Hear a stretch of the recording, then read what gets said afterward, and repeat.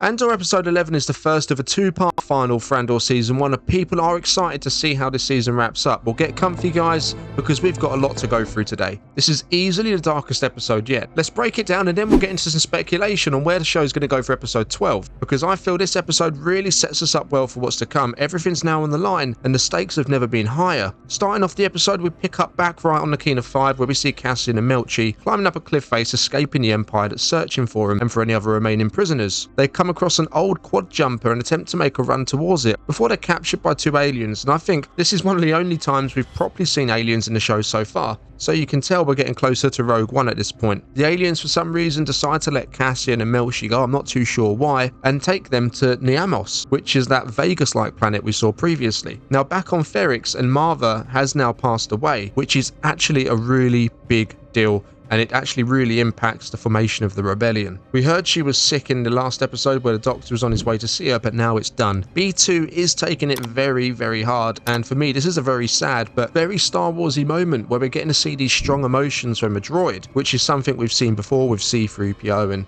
some of the others. It doesn't take long for the news to filter back to the ISB, who then decide to go ahead and grant Marva's funeral request, closing off the whole of Bix Road in an attempt to box everyone in. So these funerals on Ferrix must be a really big deal, and we do learn that what happens after they die is the ashes are put into like a Ferrix brick and then it's put into a wall somewhere, or maybe it's used to build a house, something like that. So they're going to step back and watch, anticipating Cassian returning to pay his respects to his mum. But this isn't the only group keeping a close eye on things, as back at Luthen's shop, Val turns up and tells Cinta the news of Marva's passing. Initially she asks to see Luthen, and then she gives the information over to Clea, who in turn says she'll pass it on. So this is setting us up for one hell of a season final for Cassian, Luthen's rebels, and also the ISB all on Ferrix during Marva's funeral, and there's going to be more as well, which we'll cover in a moment. So this is without doubt going to be a very emotional time for Cassian, and now he's got all of this to contend with as well. I think it's really going to kick off. And that's not all. The mysterious bystander, you remember we saw them in episode 10? Well, they seem to be someone with more significance to this story, as we can see them sitting inside a Ferrix coffee shop, also keeping an eye on things. And they're actually watching Brasso, and they radio out to someone to report on Brasso's movements as he goes into Marva's house to collect B2 and take him back to his own house with him. The other interested party, we don't know who that is at the moment, but we can speculate that maybe it's something to do with Luthen. Maybe his network is so big that rebels don't even know each other that work for him, or it could be another rebel group altogether looking for Cassian, perhaps Griegers or Guerreras. Back at Marva's, and we have another touchy moment with B2, who's really not the usual self, looking for excuses to stay at Marva's home rather than go back with Brasso, and he eventually agrees to stay with B2 at Marva's for the night, which seems to perk him up a little bit. The characters in this show really treat B more like part of the family than just a droid, which is really nice to see. We see Bix in the aftermath of her interrogation with Dr. Gorst, and she's completely out of it. If she had to go undergo another round of interrogation like that, I think it really would finish her off. Even while she's alone in a makeshift cell, you can tell her mind is elsewhere, but at the same time, nowhere. She's completely scrambled. She's brought out by an Imperial officer for another round of questioning, with the threat of more Gorst torture if they don't believe she's telling the truth. They project a hologram of Anton Grieger and ask her if he's the buyer she sets up to meet Cassian, or as they call the middleman, Axis. On Coruscant, Mon Mothma and Val are talking about the trouble Mon is in with her finances, which has been the main part of her story in this season, whilst Leader is partaking in what I can only describe as lessons in becoming a traditional Chandrillan woman being prepared for an arranged marriage. Now Val's totally against this, a bit like how Mon is. However, Mon tells her that it's actually Leader's idea, that she sought out the Elder for these lessons, and her friends are taking it very seriously, probably more seriously than the people back on Chandrilla these days. This probably plays a big part in Davos's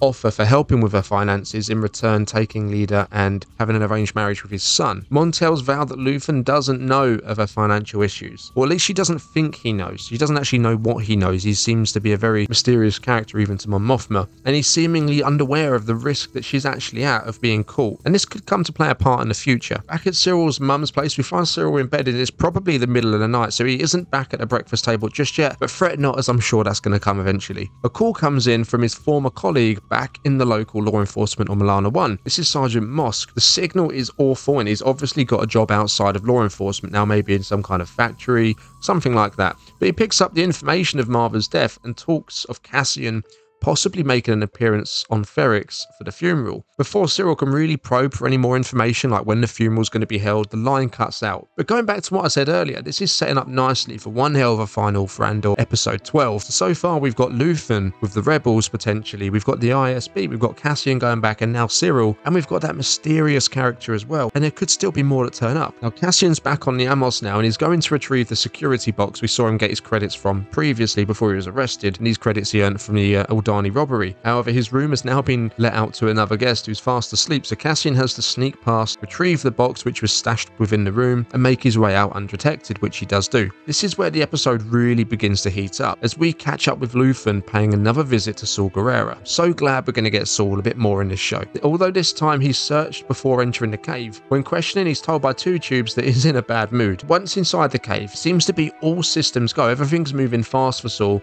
who's now had a change of heart and has decided to help Anton Grieger in the Spellhouse power station attack, and he's going to provide air support. Of course, Luthen knows the ISB are aware of the oncoming attack and will be waiting for him. He's letting Grieger and his men fall to protect his man on the inside of the ISB, which is Lani. Once Saul finds out, he questions if Luthen himself is actually ISB. He also points out the fact that Luthen has men everywhere and potentially inside both Grieger's and his own group. Now this is interesting because here Luthen said, if I was ISB, then I would just let you go with Grieger's men and walk into that trap, but I'm not. So Luthen's essentially laying it all out on the line now with Saul and telling him that it's his call to make. So it's not Luthen's decision, it's now Saul's decision. A choice he didn't want to have to put on him, but it is what it is. Becoming frustrated with Saul's inability to pay attention to what he's actually saying, who's becoming increasingly angry himself, Luthen tells him Two Tubes is his man in Saul's group, before pulling a blaster on him. Saul tells Luthen there is no way out of here alive if he pulls the trigger, but Luthen tells him it's to get him to listen. After weighing up the options, Saul then agrees to sacrifice Grieger and 30 men for the greater good. Previously we heard it was 50 men, so perhaps there's no exact number, perhaps it's 40, let's meet in the middle, or perhaps this is Luthen trying to soften the blow and not make it seem as bad to Saul as it actually is. Cyril Khan, now aware of the possibility of Cassian's appearance on Ferrix, finally has something to do other than enjoy his breakfast. He sneaks into his mother's drawer and takes some credits, presumably for his transport and accommodation when on Ferrix. Now, Luthen leaves Saul's when he radios back to Clea back in the shop and informs her of his curiosity, who refers to as a piece, making it sound like it's something for his shop, but in reality, he probably means Val or Cinta, or actually I think he might mean Cassian. Clea goes on to say there's interested third parties now as well. So this journey seemingly is going to take Luthen to Ferrix. Clea warns him against this before he's locked onto by an Imperial controlled ship that's out scanning for anti-Imperial activity, telling Luthen the reason for their stop today and their checks was due to partisan activity in the area. Of course, he's just left Saw Gerrera's place. Luthen plays the game and his ship generates a fake code to send to the Empire, which is a code for an Alderaan trade ship to scan the database for. And it all comes off fine, however Luthen's vagueness to answer questions raises the suspicions of the Empire, who then begin to pull him in for inspection. With all the modifications that Luthen's ship actually has, he attacks the ship's tractor beam as he prepares to escape. 3 TIE fighters and a TIE bomber are sent out to retaliate. However, Luthen pretty easily dispatches with them before jumping into hyperspace and escaping, leaving the Empire in the dust. Cassian sends a message from a payphone on the Amos to Ferrix, the guy who actually booked his initial transport where he was looking to sell the Starpath unit to Luthen, and asks him to give a message to Marva Andor that she'll be proud of him, he misses her, and he'll be back as soon as he can. Transport man tells Cassian of Marva's passing in what is a very emotional moment for him. After the call, Cassian rejoins Melshi on the seafront, and they stand there looking out to the horizon. Melshi tells Cassian they need to split up. They need to get the word out of what's really happening on Okina 5 with the prison. They're building parts of something mysterious, something the Empire really wants, and it's better if they split up because if one of them gets caught, at least the other one's still out to tell everyone what's going on. Cassian gives Melshi a blaster and they go on their separate ways for now. Now this ending is a little bit of a downer. You're kind of thinking, come on, you could have left on something a little bit better than that. However, my immediate thoughts were, please don't end now. Overall, I think it was a good, solid episode, and it really builds us up for episode 12, with all the pieces moving into play nicely. Looks like everyone's now going to end up on Ferrix for Marva's funeral, and this is where all hell's going to break loose. It'd be interesting to see if Luthen turns up, as he's Axis and Cassian knows who he is, and that's going to be a really dodgy place for him to be. Did you enjoy episode 11? Let me know in the comments. Remember to subscribe, and may the Force be with you.